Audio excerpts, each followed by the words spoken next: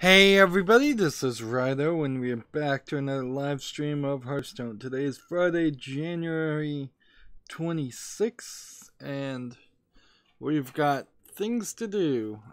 News-wise, I suppose we have a lot of job listings to do.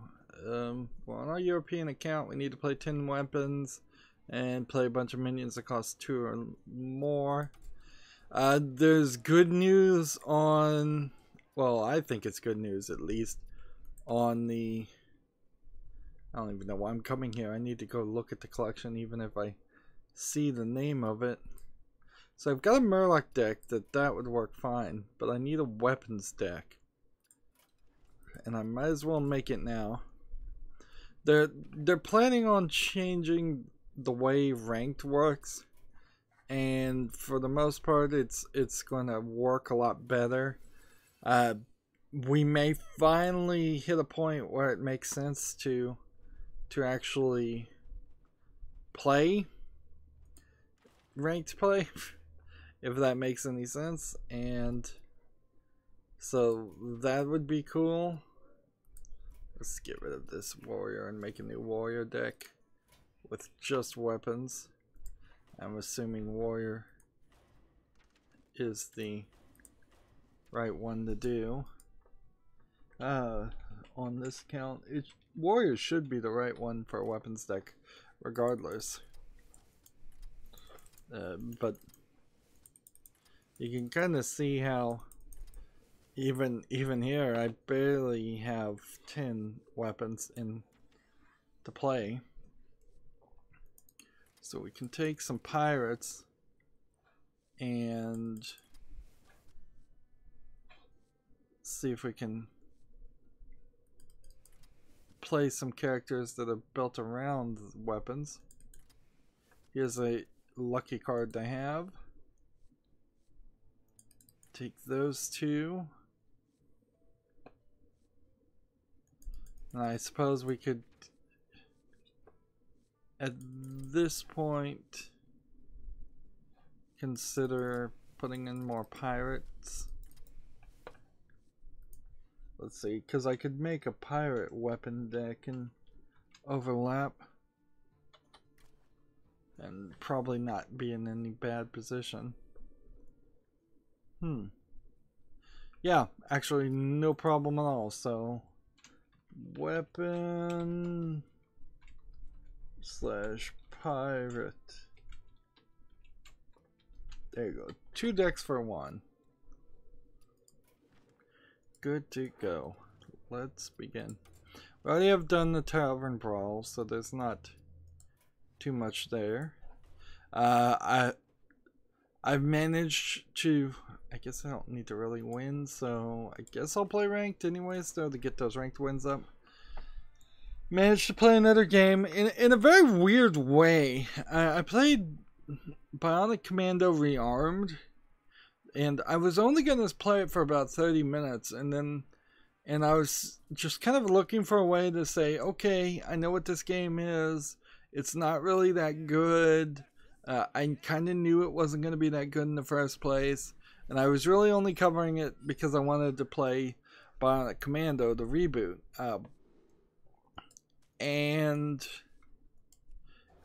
even though there are a lot of problems with Bionic Commando Rearmed, it's not so offensive that I could ever find a place to rage quit. So I just played it all the way through. And I'm like, okay, I guess I'll just finish this game.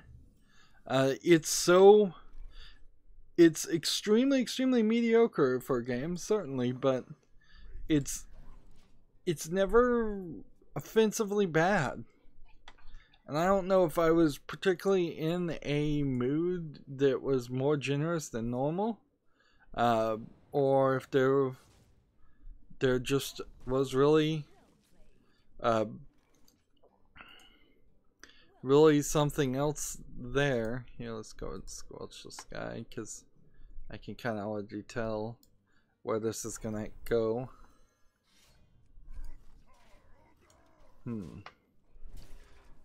So yeah.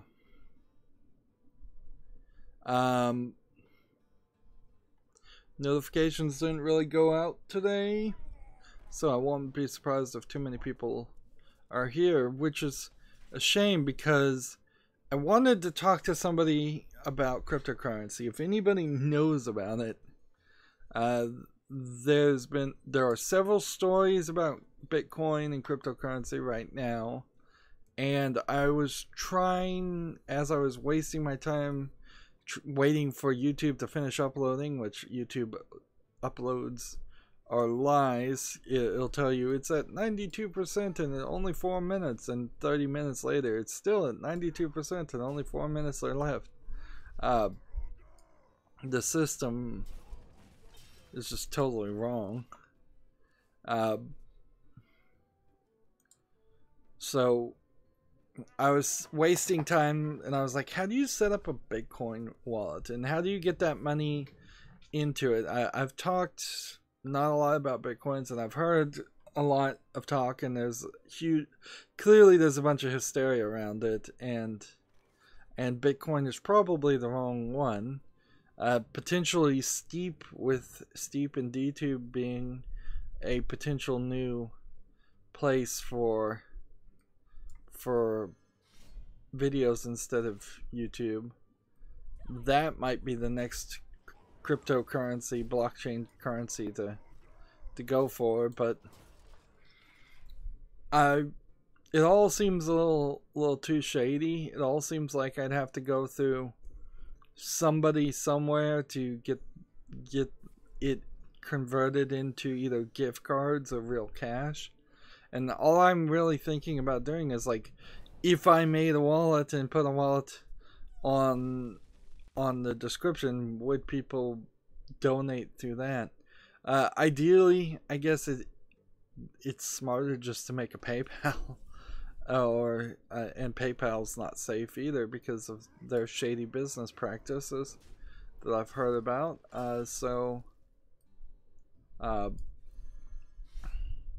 Instead of PayPal, Patreon.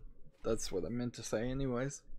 Yeah, making a Patreon probably makes a lot more sense and is more realistic, instead of going into Bitcoin, where most of my fans would not know how it works anyways, and very few people would use it. Generally, I'm trying to cut out middlemen as much as possible.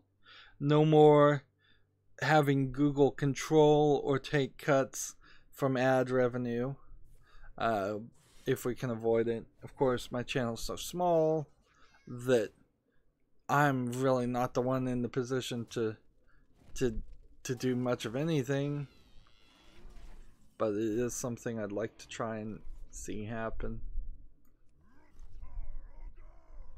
I guess I have to do this, and then do this, and then do this, then end the turn. Eve's online $1 million battle was a huge bust, just because they had set up to do this giant battle, and they were estimating $1 million worth of damage would happen after these two had finally stopped fighting. These groups had stopped fighting, but the EVE Online servers were so, like, overwhelmed by the number of people in the same part of space in the video game that it really didn't work. And so they're estimating maybe $10,000 of the EVE, $10,000 of real US dollars was lost. Now, in a lot of ways, EVE and the Ethereum is just like cryptocurrency, except for it being blockchain based. There's just this overinflated value of money in EVE, money that you really would never be able to get out if everybody decided to take all of their money out of the game at once. This is also true for real world money. It's like, if everybody went to the bank and said, give me the money that you're supposed to have, they wouldn't have it. In fact, banks carry incredibly small amounts of money compared to what they have on their books, and like a vast majority of all of the US economy is just virtual economy dollars that if there was something that deleted all computer records tomorrow, would wipe out trillions upon trillions of dollars. So what does any of that mean? Who knows? Like just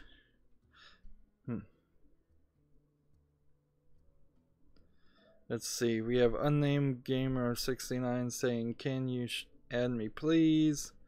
And then he gives me his name. I've decided to stop spending time adding people.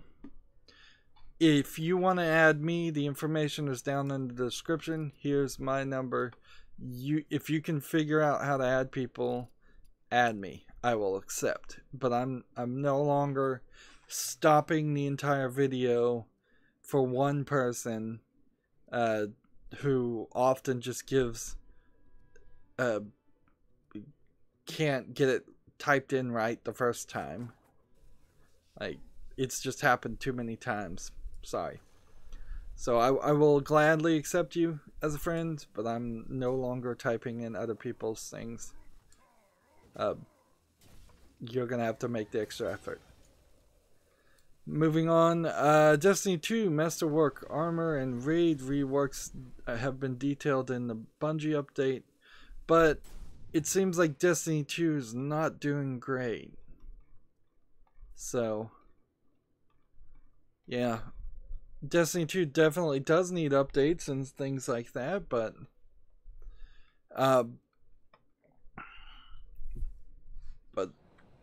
I don't know if it's too little too late.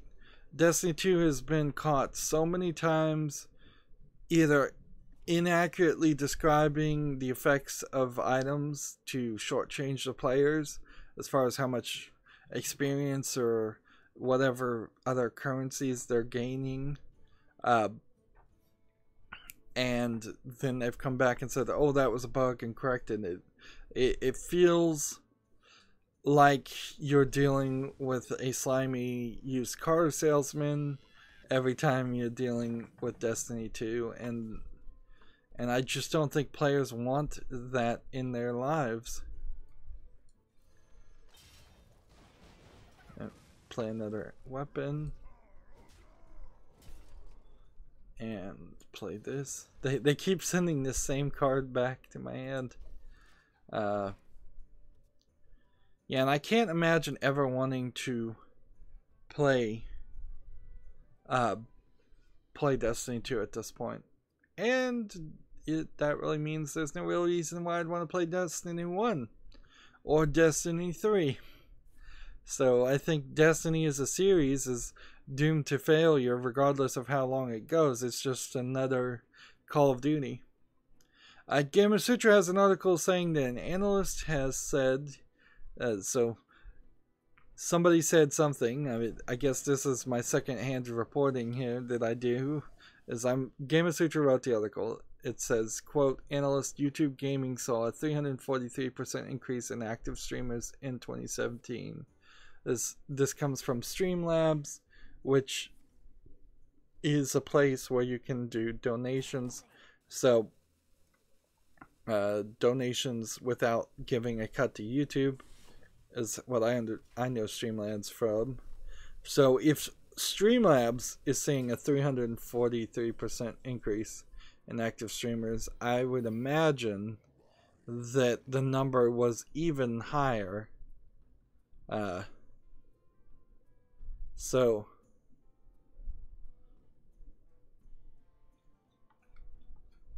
let's see.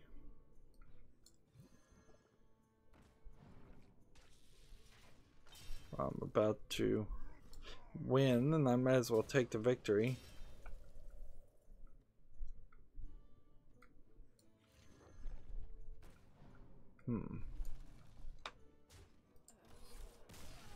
Let's see. Lower down here it says, YouTube gaming notably lags behind Twitch in terms of concurrent streamers.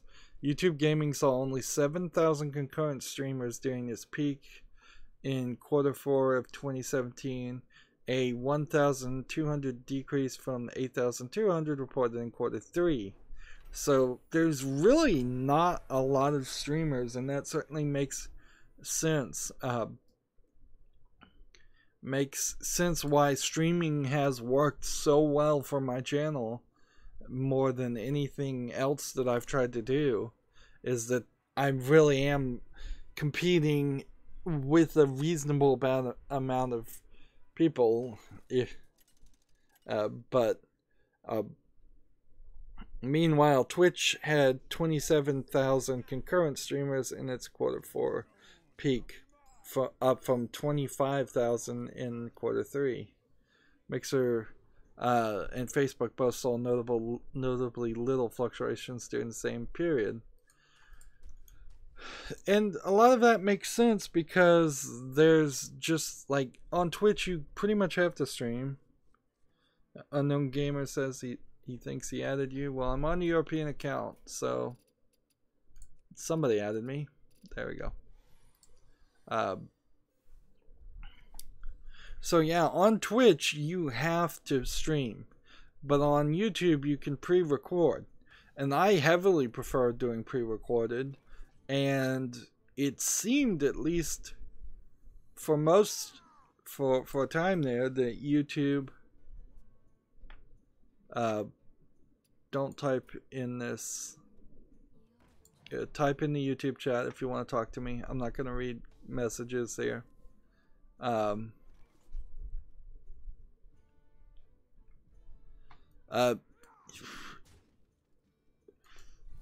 What was I saying? I'm getting distracted. It's one of those days. I mean, seriously, you're only compounding it by saying sorry.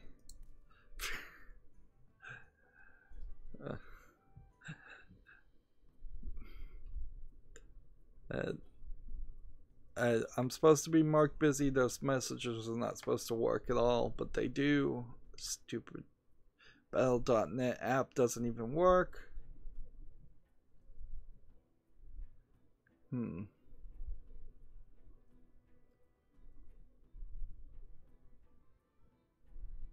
I guess I can't do anything here. I'm just in the turn, man. I've just had a big brain freeze there.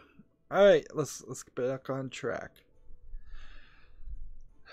Yeah, I heavily prefer pre-recording content, and YouTube has always been more of a audience that wanted 10-minute, 30-minute videos. When I was pre-recording videos and they were 45 minutes and an hour long, people would occasionally complain about my videos being too long. I don't know how they figure it's any better if I'm playing a game from the beginning to the end. Like, how is it any better for coverage to go from a month in which you have to watch from the beginning to the end if you want to watch the whole series, to 2 months or 3 months in which you would have to wait to see the entire series? Like, I don't know how people's minds were working that way, but I guess people are just narrow focused, and their 30 minutes per day was all they were willing to commit.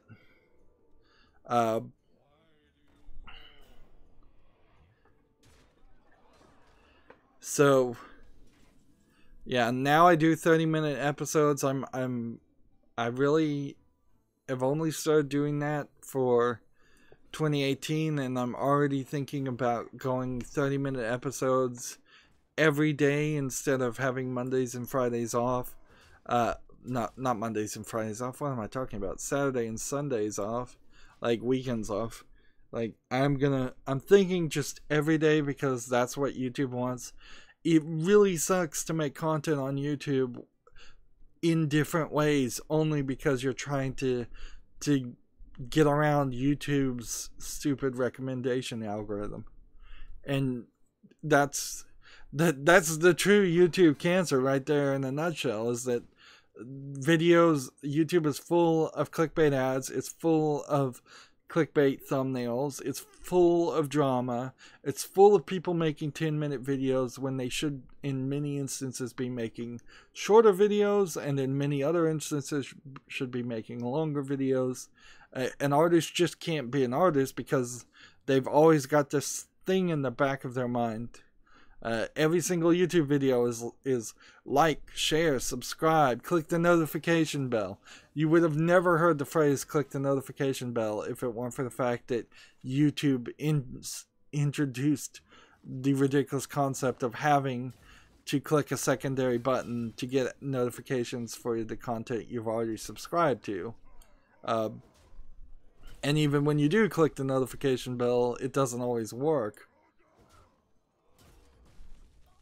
So, like, YouTube also is increasingly getting full of people that are getting sponsorships and exterior ads. So it's flooding content with Squarespace ads, Audible ads, like VPN ads, all kinds of things that are ridiculous.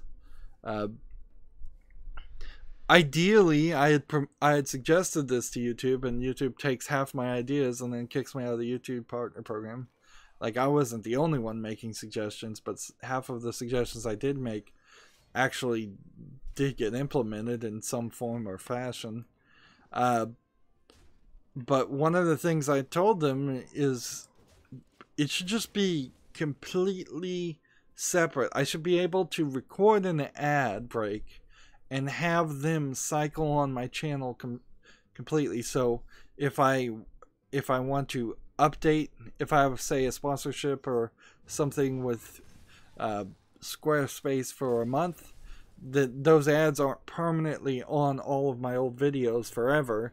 I can update it with something new, or I could turn it off. At the very least, we could take sections that are commercials out of the main content, because maybe somebody could pay a premium, or if they have YouTube Red, and not see those ads. Right now, if people have YouTube Red and somebody puts a Squarespace ad in their own video, it's just there forever. I guess YouTube does technically allow you to edit your videos in place, sort of. So you could just do hard cuts. But I'm not sure anybody would really spend the effort to do that, frankly. Let's move on. In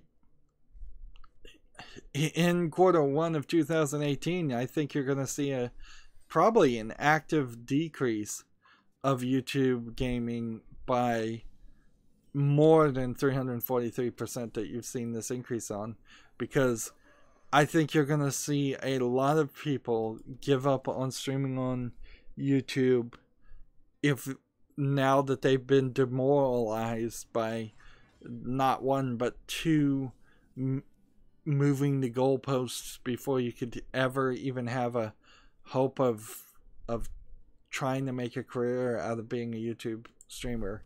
Like, you literally have to get 1,000 people to subscribe to you and effectively work for nearly a year. Like, sort of the case. You have to kind of have content that is watched to get 4,000 watch hours in the past 12 months, which maybe you could get that in 6 months. Maybe if you get like one amazing smash hit, you could get it in like 1 day, certainly. There's really no limiting factor, but I imagine most people to get 4,000 watch hours are gonna need to work for an entire year for free. And frankly, you're better off flipping burgers, you're better off working at Walmart. And I think that's what a lot of people are gonna decide to do. And we'll see the number of concurrent video game streamers drop even lower next month. And the YouTube that exists right now, and maybe if we're lucky won't exist in a few months, does not care. They're too interested in getting musicians on the site and merging musicians websites together to give them false bumps in subscribers. And also, while they're giving them those false bumps of subscribers, they are forcing the musicians into non-disparagement agreements. So the musicians can't say anything bad about YouTube, which is ridiculous because everybody knows there's a significant amount of bad things to say about YouTube. And by not saying anything publicly bad about YouTube, then you're decreasing the chance of YouTube ever getting better. I'm a little all over the board here with the Bungie things, but Bungie signals it will repeal Destiny 2's controversial shader system. So shaders were ridiculous because they were one-time use and you needed like 4 pieces to color each part of your equipment, which seemed incredibly ridiculous.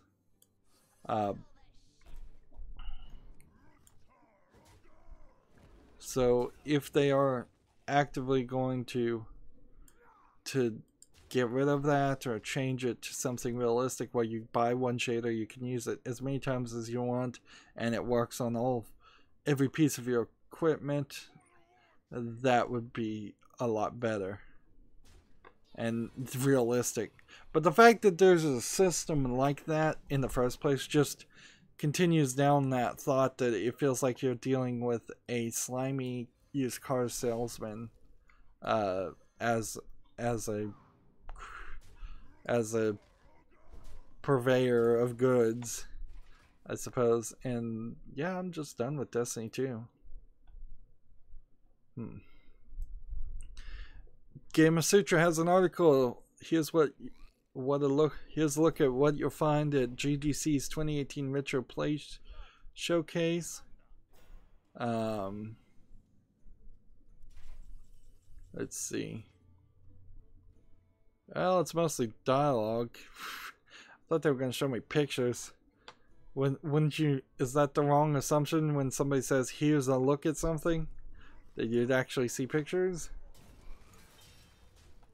Let's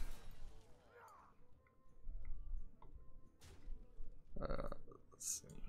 This and this. That's gonna kill this guy. Then in the turn. Alright. The Digital Game Museum will be there. They'll have a cocktail pong table with copies of the schematic for the board and home console versions to view. They'll also have several issues of Saint Pong, the internal company newsletter that was available for limited viewing under Plexi, along with a company t-shirt for one of the summoning picks. That's not that much, honestly. That's a pretty boring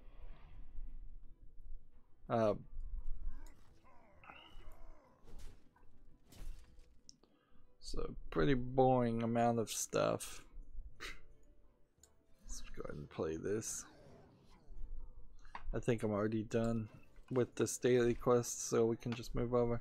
The MAID, the Museum of Art and Digital Entertainment, will be bringing let's see, they'll be bringing a complement of classic game postmortems and also retro computers like the Amiga, Apple II GS, and the Mac SE30 with a lot of games on them. Specific games may include Ultima's The Bard's Tale, Nero Habitat.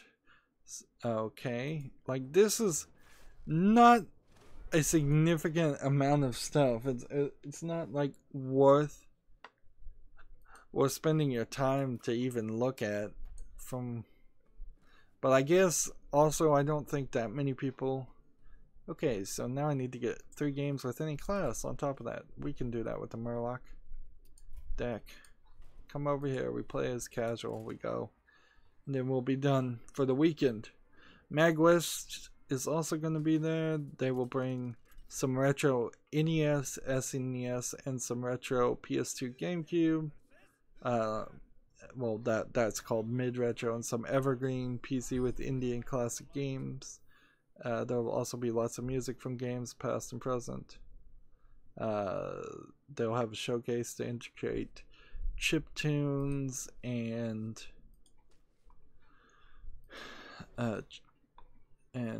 rock, blues together. Mag West seems like they're at least bringing something that you could actually play with or look at that would catch most people's attention. Like, some retro is just probably too retro, I would say. Like, if 95% of the people are gonna walk right past your booth and not even care what's on your display, that for a conference, that's a little troubling.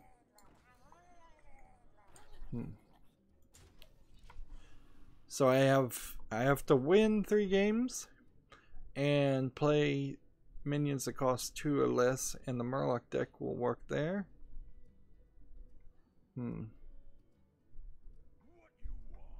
Alright, this is literally just an advertisement that I opened from Eurogamer, so we'll skip that.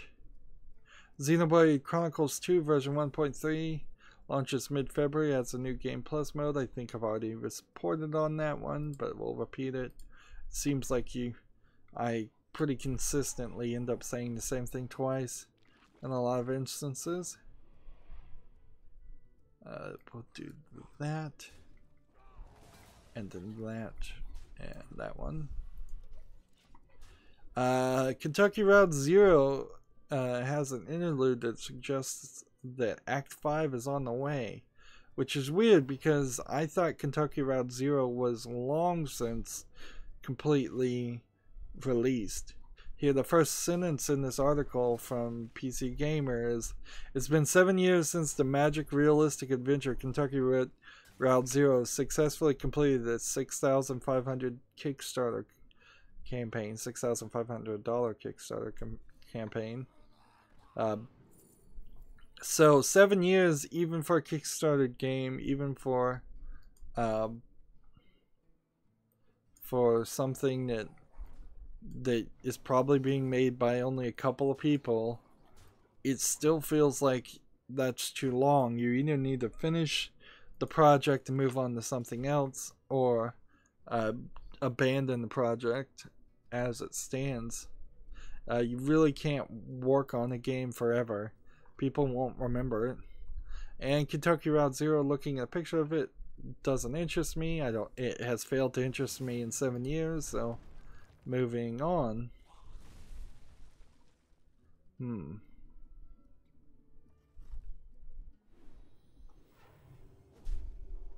Let's see.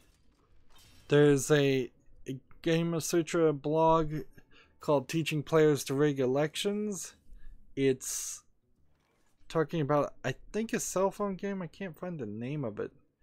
It's called Gerrymander: Rig the Election, and it shows how you would divide districts so that a specific side would win, whether it's the blue people, the red people.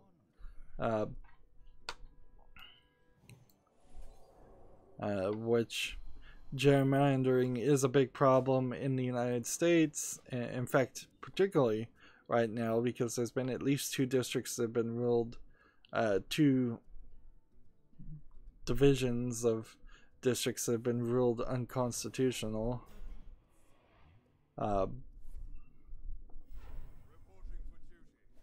But you know, if this wasn't a cell phone game, I probably would play it just for the clickbait SEO when people type in the phrase gerrymandering. Let's see. The game itself is just a simple puzzle game with a message. Sadly, it's only available for the App Store and the Google Play Store. Bring that over to Steam, Good Egg Games, and I'll play it. Like they're really listening to me.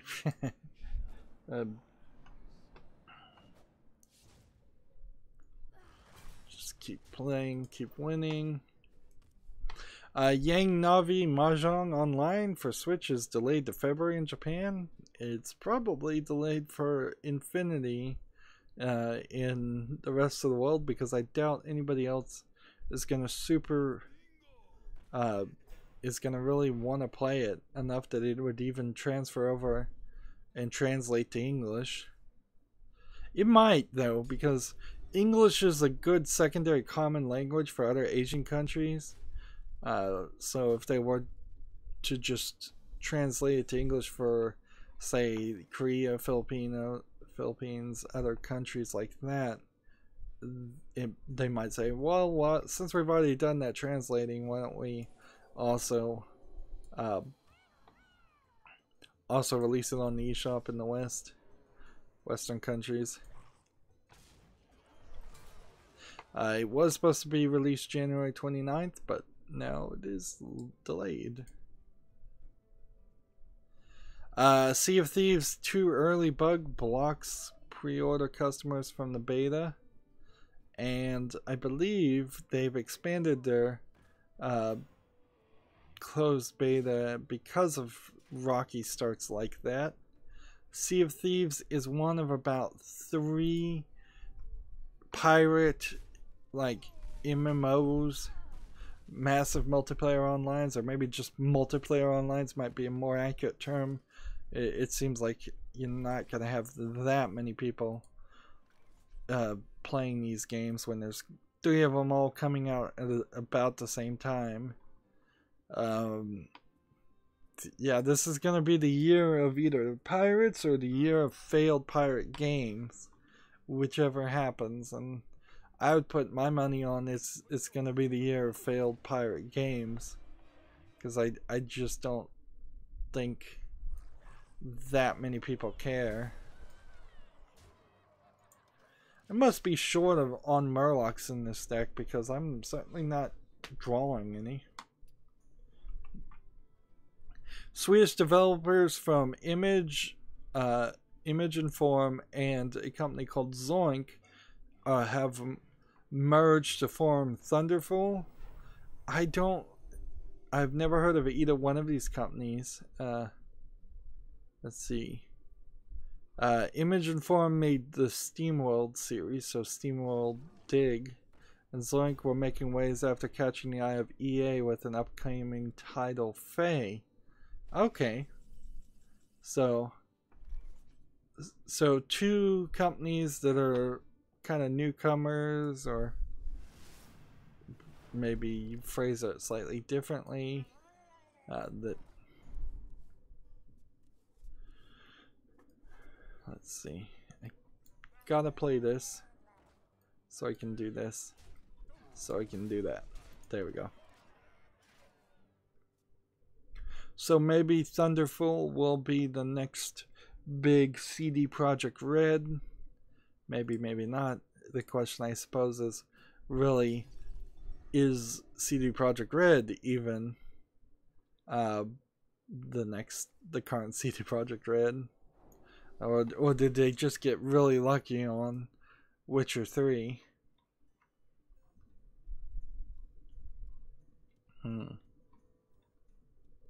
Let me see if I can read this article correctly.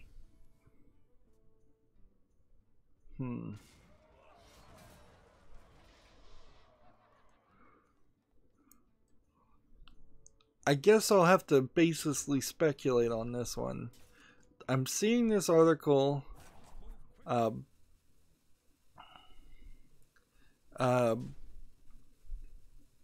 looking at a review for a game called Full Metal Furries in co-op. I have heard of this game, but I didn't know it was close to being out. And if I'm recalling correctly, which maybe I'm not, it is from the creators of Rogue Legacy.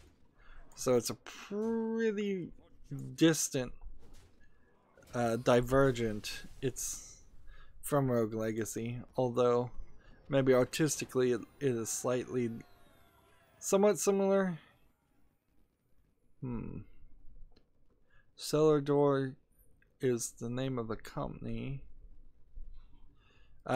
With Rogue Legacies, that was one of those games where you could have consistently added more and more content to it and just gone on forever.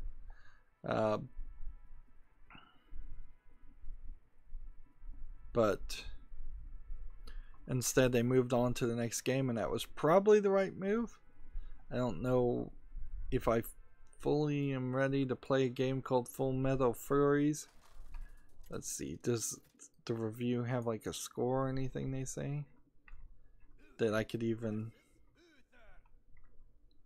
see what your gamer had to say about it?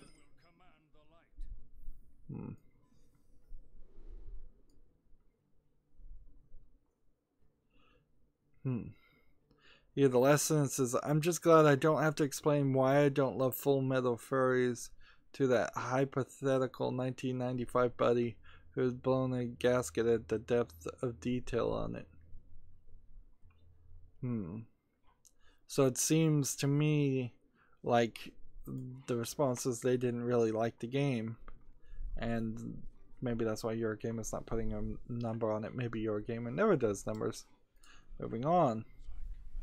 The sequel to Yumi Nikki, the very weird game I had not heard of until they said there was a remaster coming out. And now the sequel's coming out. Has been confirmed with a release date of February 22. I think it is definitely going to be set in more of a 3D space, and looking at some of these images, instead of being an 8-bit game that looks like it's made an RPG maker that never ends, it seems like the characters are going for a 3D experience of some sort. Yumi Nikki is supposed to be like a dream-like experience. The trailer hint. Like, I'm looking at one specific picture and it's showing I don't even know how you say this other than it kind of looks like Abe's animation, but how would you know who Abe is? Abe, the creator of a old anime called Serial Experiments Lane, and a few other animes, but not too many, maybe one or two others, had kind of a interesting way he drew. It's not too far away from your standard anime girls, but it's more realistic. It's not in any way moe. It's kind of the opposite of cute, sort of short anime girls. It's more tall, dour, slightly more linear. And there's one picture of that. And if the whole game looks like that, maybe then that would bring me in. It's back and creepier than ever is the subtitle on this PC Gamer article. So that might bring me in. You can play the original for free on Steam, but since it's free, I don't really see any real reason to review it. Like, just go play the game if you want to play the game. It apparently never ends. Alright, Getaway Kodo protects me to do this. Let's see. So Hearthstone has some big changes coming. The ranked, let's see if we can, the ranked is going to be changed drastically, but not in this expansion or the next expansion. It's like the expansion after that expansion. Now, to get up in ranked play, it is always going to take 5 stars. That's the bad news. So if you are at the very bottom of the ladder, if you're at rank 23, 24, 25, you're gonna need 5 stars to go up. That's the bad news. The good news is, at the end of the month, you are only going to need 5 victories to get the card back. So no longer are there necessarily going to be people that only play to get to rank 20 when they are actually very higher ranked players. Like there's a lot of people in ranked play right now that they just stay at rank 20, 23 and they just play the minimal. I am one of those players. I just play the minimal to get the card back, and that's all I care about, particularly on my European and Asian accounts, which are not strong, and it's just not worth the time to be playing 3 different accounts every month to try to get up higher in the rank. So eventually, Blizzard thinks and hopes, the good players are going to move up and stay up higher in the rank, and the bad players are going to stay kind of where they are. But they're also not going to fall as bad. You were falling, if you were rank 15, you would fall back pretty much to rank 20 or lower at the end of the month, regardless. If you were rank 10, you were still probably at rank 20. Oops. That was just a straight up mistake there. So you were following 10 or 15 levels each month regardless. Like, regardless of what you did, even if you played really well. Even if you were the #1 ranked legendary player in the world, you were still dropping down a little bit and having to play and grind. And it really was built around this idea and this mentality that you were supposed to be playing Hearthstone as a job. Like, the entire game felt like it was built around people like Disguised Toast and Kriperian, instead of being built around normal people who would maybe just want to play 3 or 4 times a day at most. I play Clash of Clans on my phone. Every day you get rewarded by playing 3 or 4 games and winning with a chest. In no way would I want to play Clash of Clans non-stop all day. In no way would I want to play Hearthstone non-stop all day.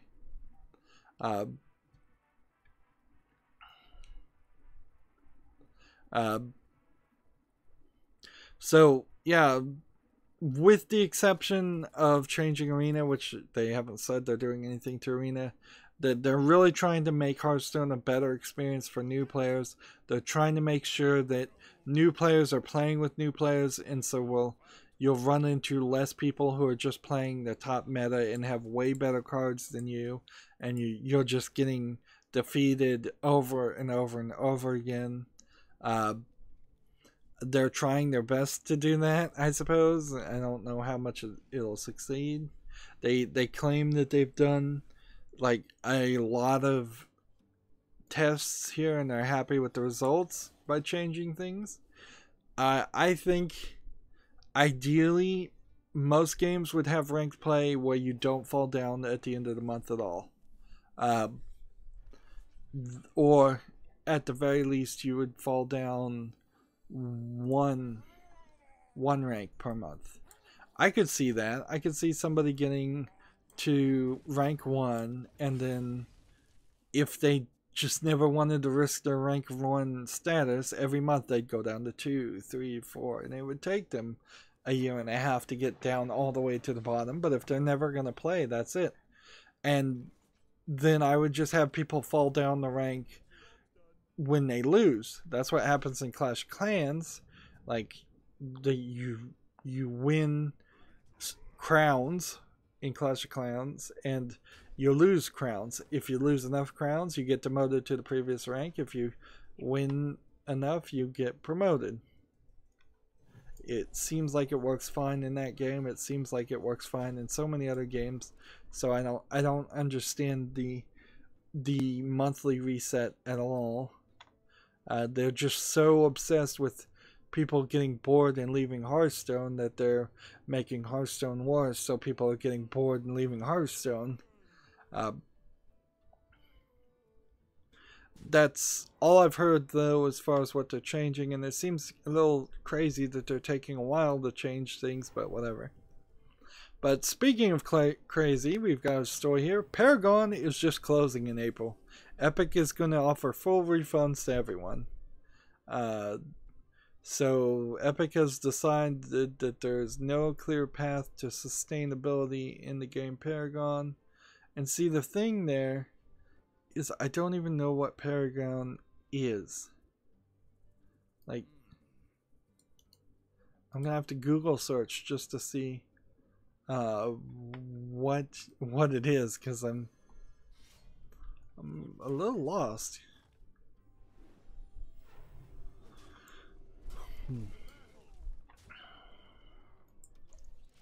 Let's see.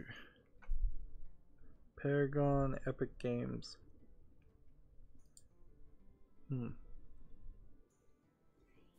Epic Games is Paragon was supposed to be a MOBA.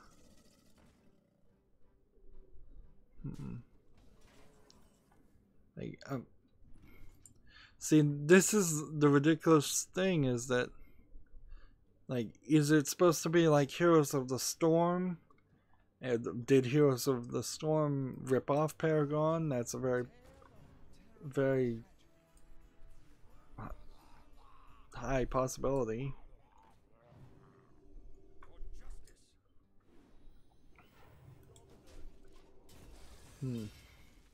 After Fortnite's massive success, Epic shuts down Paragon. Like, show me some images. I'm having to do the... Did Paragon even come out? I guess it did.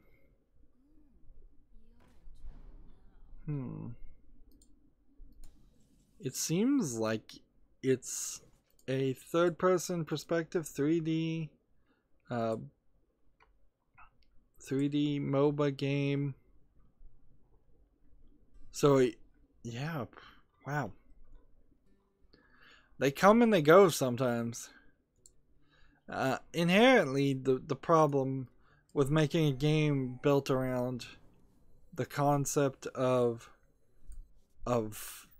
having other players is going to ruin your game from the word go, because there's no sustainable sales there. And I know video game developers only care about the first 6 months of sales, and then everything else is gone, or at least they used to only care about that.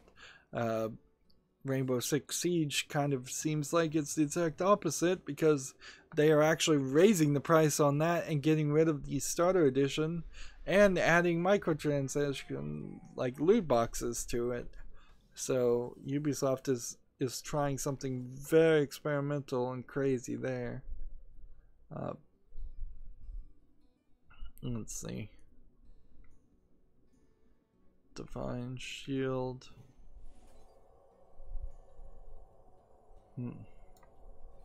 There. And then Taunt.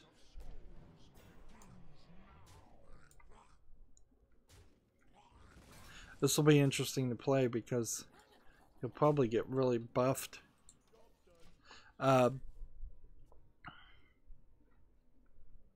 Yeah, people should just not make multiplayer only games or multiplayer focused games. Battlefront's going to be exactly the same way. As once people are on to the next thing, Battlefront will be gone, and there'll be only the very small amount of single player experience that you can have there, which is not going to be enough. Alright, we'll play this, and this and see how many buffs it gets. So he gets Blessing of the King, and it gets a Divine Shield, and that's all it gets.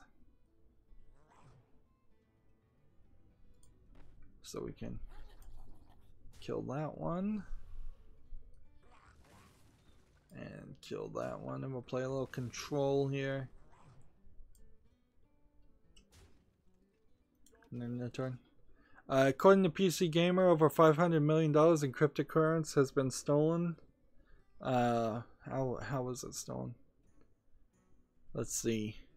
Over $500 million on the NEM XEM tokens have been stolen, according to CoinDesk. And see, I don't know what that is. And this is the problem with cryptocurrency, is that even when I was typing in how do you make a Bitcoin wallet, I was getting, Google was pointing me to websites that I don't know if I really trust the website's instructions, even as the first match. I don't know if that really is the right way to do it, or if that in some way is going to lower security or cause money to allow it to be stolen. So yeah, I don't think I'm going in the cryptocurrency model, but video games certainly are. I've heard 2 stories where cryptocurrency is being played as an element in video games. One is a Japanese cell phone game where you're actively mining for cryptocurrency while you're playing. Maybe mining for yourself, maybe mining for the game's creator. I imagine there is more of that happening in the background that isn't being announced than you would think. And then another game I heard about is actively adjusting the drop rates based on the value of Bitcoin. So as Bitcoin goes up, you get better loot drops. As it goes down, the enemies get weaker and you get less, and you get fewer or less quality loot drops. So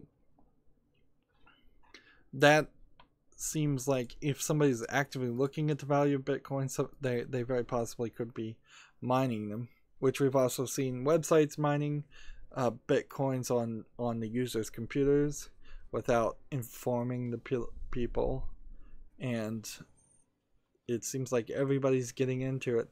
I kind of wish I had gotten into Bitcoin when it was first a thing, but that's kind of the whole deal, is that the next Bitcoin is almost certainly not going to be a blockchain cryptocurrency at all. The next Bitcoin is going to be something ridiculous like a pet amiibo dog or something. It's going to be so unconnected to what the current thing is that nobody's going to see it coming. If anything, you might argue buying gold right now while everybody else is buying a very fluctuating speculative market. There's probably a pool of people that are selling their gold to buy Bitcoin, and you could probably buy gold really well. And since the stock markets are really high, buying gold bonds is a decent thought, or buying real gold is a decent thought.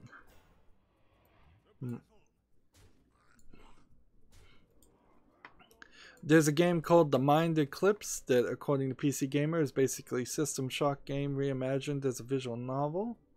Okay. So how much of a visual novel is it? It has a very pencil sketch, black and white artistic style.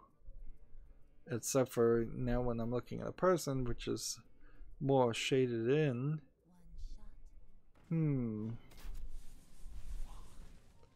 It's available on Steam, so I think I'll give it a try, even though I know this is almost certainly a advertisement. There's only 2 reviewers in the game at all.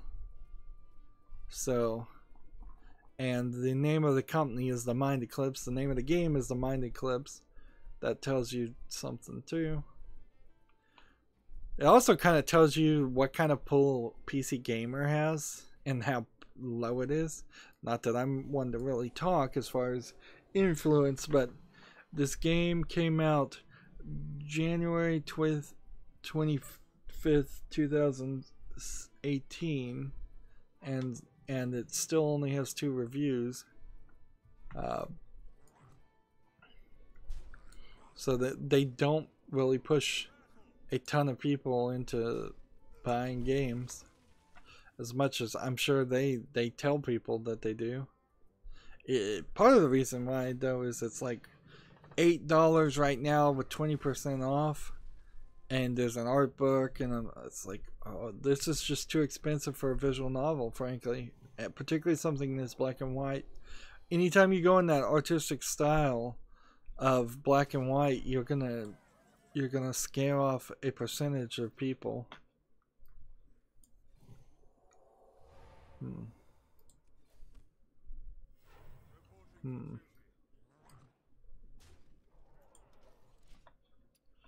Yeah, so even though I want that game, like, I'm gonna put it on my wish list, I'm still not certain about it.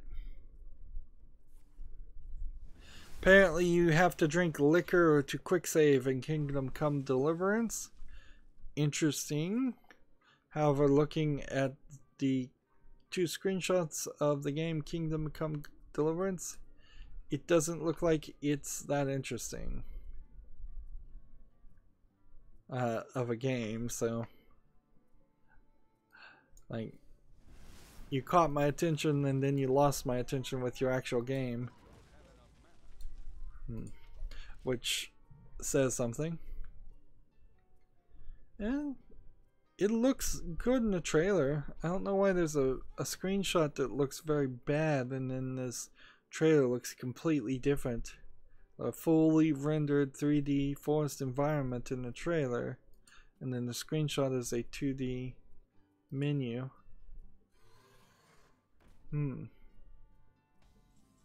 Here's the problem with something like this. This looks like Witcher 3, so why not just play more Witcher 3? It seems like the menus and the mini games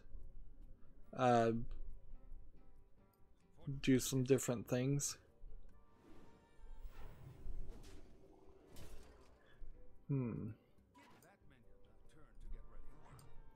There we go.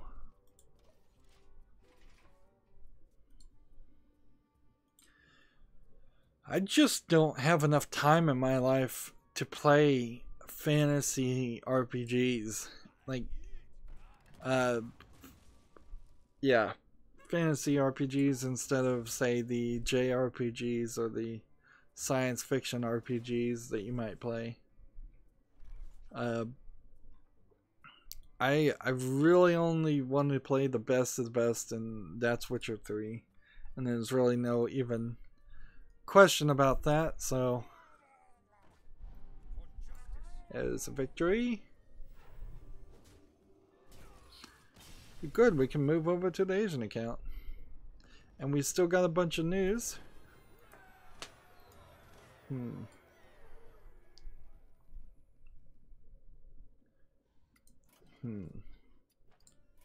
Alright, that's pretty good. I was probably a little snippy. I mean, well, I was definitely a little snippy with the person who friended me, and they've disappeared from the chat. Fair enough. I mean, caught me on an awkward moment, distracted me, and I said some things that were snippy. I'm not going to say they were wrong, because I really don't want people chatting with me, but I could have said it in a kinder way, and so I apologize for that if you're still watching.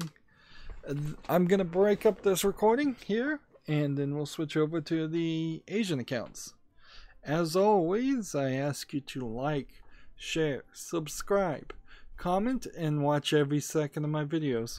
If you want to friend or follow me on Facebook, Twitter, Tumblr, Google+, Steam, or Battle.net, all of that information is down below in the description box. I suppose we are now embracing the new monetization model, which is to specifically ask people to friend me on Steam, and either gift me games that are on my wish list, as where instead of me trying to run ads on this channel and instead of me trying to set up a Patreon, I may still set up a Patreon in some future date.